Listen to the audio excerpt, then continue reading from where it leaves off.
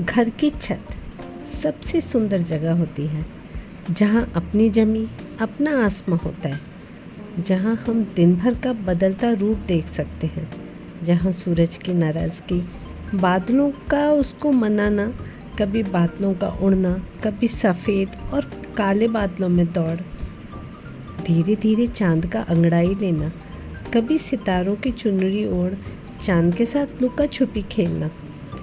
पूर्णिमा कोई सबसे पसंदीदा जगह थी। बस हाथ में एक किताब थामे वो अक्सर ऊपर आ जाया करती थी। छत से उसे गाड़ियों की दौड़ देखना अच्छा लगता था। उसकी नज़र से देखें तो क्या ज़मीं और क्या आसमां सब बहुत सुंदर था। पुनी, एक आवाज़ पर वो नीचे उतर जाया करती थी। क्या करती रहती है छत पर? माँ का बस यही सवाल रहता था उससे। माँ, तू भी चल ना मेरे साथ, बहुत अच्छा लगता है। धत, कितना काम होता है, माँ मुस्कान के साथ झिड़क देती थी। पूर्णिमा पढ़ाई में बहुत अच्छी थी। ज़्यादा दोस्त नहीं थे, पर सबसे अच्छा व्यवहार रखती थी। उसके पापा अक्सर कहते थे, लड़की के साथ थोड़ा समय बिताया करो। राकेश, तुम्हें पता है ना कितना थक जाती हूँ। अच्छा ठीक है, पुनी है कहाँ? वहीं अपनी जगह छत पर। नीता थोड़ा ठुनक कर बोली, मेरे साथ थोड़ा हाथ बटा दे तो कुछ सीख भी जाएगी। अच्छा ठीक है, मैं ही उसके पास जा रहा हूँ। पुनी, ये प्यार का नाम था पूर्णिमा का। हाँ पापा, मैं ऊपर आता हूँ, आइए ना पापा। बस फिर क्या था, उसको तो जैसे एक साथी मिल गया।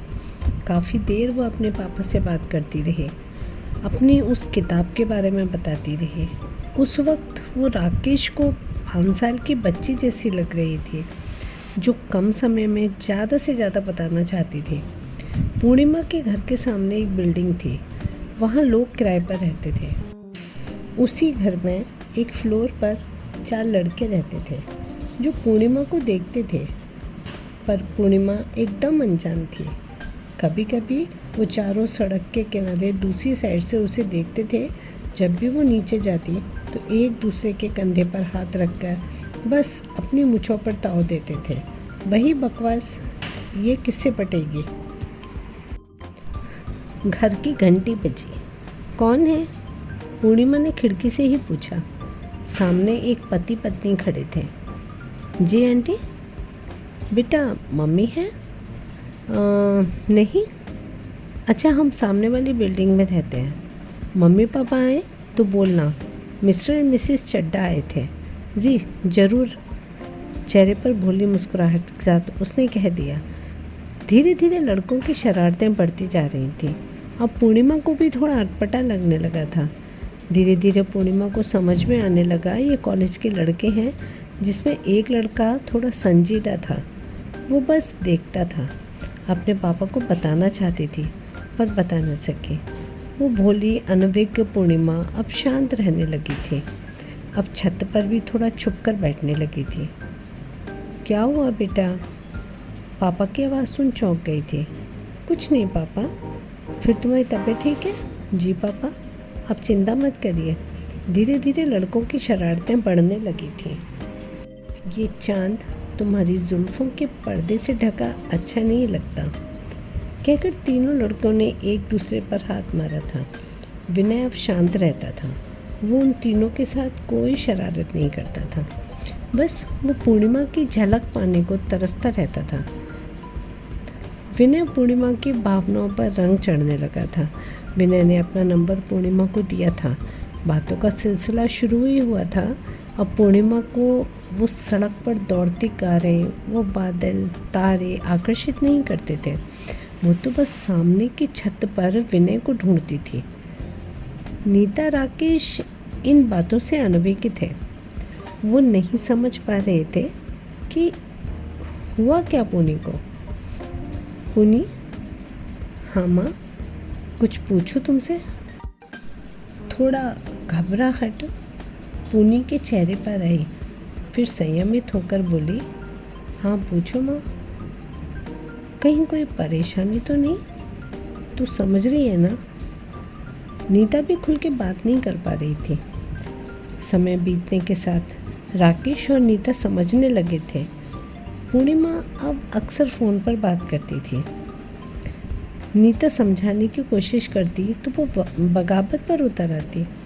विनय को पढ़ाई पूरी करने दो, नहीं पता वो कहाँ का है, कौन है, वो अच्छा इंसान है माँ। अब घर में एक तनाव का वातावरण रहने लगा था। नीता राकेश अक्सर परेशान रहते थे। अब हर रोज़ यही होता था। ना पूर्णिमा सुनती, ना ही उसके माता पिता समझा पा रहे थे। उन्हें विनय पसंद नहीं था। आनन फानन में पूर्णिमा के लिए लड़का देखा था। पूनी, एक लड़का तुम्हें देखने आ रहा है, उससे मिलना, तुम्हें अच्छा लगेगा। घर का माहौल और तनावपूर्ण हो गया। सुबह के 9 बज गए थे। पूर्णिमा अपने कमरे से बाहर नहीं आई थी। पूर्णिमा, पूनी, बार बार दरवाज़ा बजा रहे थे। जब दरवाज़ा धक्का देकर खोला, पूर्णिमा नहीं थी। अब नीता राकेश को जमी खिसकती महसूस हो रही थी। घर की बदनामी की वजह से उन्होंने पुलिस को नहीं बताया। चिट्ठी की भाषा भी अजीब थी। माँ, मैं जा रही हूँ, पर विनय के साथ नहीं। सच, तंग हो गई हूँ। मुझे जिंदा देखना चाहती हो तो मेरी बात मान लो। 2 दिन बाद फ़ोन करूँगी। नीता राकेश एक दूसरे को संभालते हुए 2 दिन बीतने का इंतज़ार करते रहे। 3 दिन पर दिन बीतने लगे। अब अखबार, न्यूज़, सब जगह उसका फ़ोटो डाल दिया था, पर पूर्णिमा का कहीं पता नहीं चला। विनय अब और 3 लड़के भी परेशान थे। सब मिलकर उसे ढूंढते थे। विनय पर तो पुलिस की कठोर दृष्टि थी। पूर्णिमा को गायब हुए 1 महीना हो गया था। राकेश किसी काम से बाहर गए थे। उसकी गाड़ी से कोई लड़की टकरा गई थी। राकेश ने झट से उतरकर देखा तो वो चौंक गए थे। वो पूर्णिमा थी। पूनी, ये मेरी बेटी है, प्लीज़ हेल्प करिए। लोगों ने उस लड़की को राकेश की गाड़ी में डाला, सीधा अस्पताल गए। थोड़ी देर बाद पूर्णिमा को होश आया। अपने पापा से लिपटकर फूट फूट कर रोई। क्यों चली गई थी बेटा, कहाँ चली गई थी? राकेश ने नीता को बताया। घर पर नीता बेसब्री से इंतज़ार कर रही थी। थोड़ी देर बाद जब वो लोग घर पहुँचे तो थोड़ा शांत होकर पूर्णिमा ने बताया, सामने बिल्डिंग में एक Mr and Mrs Chadda uncle रहते हैं। वही मुझे विनय से मिलवाने के लिए ले गए थे। फिर मुझे होश आया, मैं एक अंधेरे कमरे में थी। मेरे हाथों में सुइयां लगी थी। मैं छटपटाई, पर उन्होंने मेरा मुंह बंद कर दिया था। मुझे दिखाया कि तुम्हारे जैसे और भी लड़कियां हैं। मुझे आपकी बहुत याद आती थी माँ पापा, कहकर फिर रोने लगी। फिर क्या किया उन्होंने? राकेश तैश में चीख पड़ा। वो उन लड़कियों को किसके लिए तैयार करा रहे थे समझ नहीं पाई। अब मुझे कैसे भी निकलना था उस नर्क से। मेरा दम घुट रहा था पापा। बहुत मुश्किल से आज़ाद हो पाई मैं। Sorry mummy papa. बेटा फिर क्या हुआ?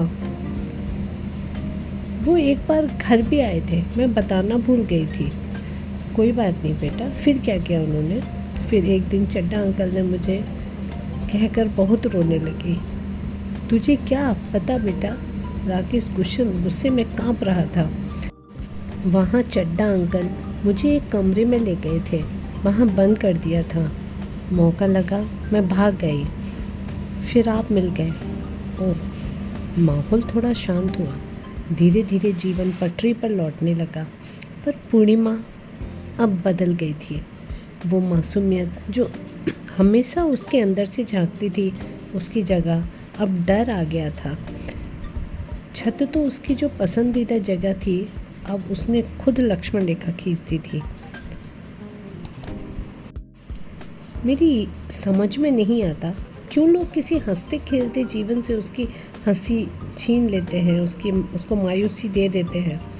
आजकल ये हो गया है कि अगर सामने वाला खुश क्यों है, उसकी ज़िंदगी कैसे तकलीफ़ों और दर्द से भरी जाए, बस यही कोशिश में लगे रहते हैं। न जाने ऐसी कितनी पूर्णिमा होंगी जो अमावस बन के ज़िंदगी गुजार देती हैं।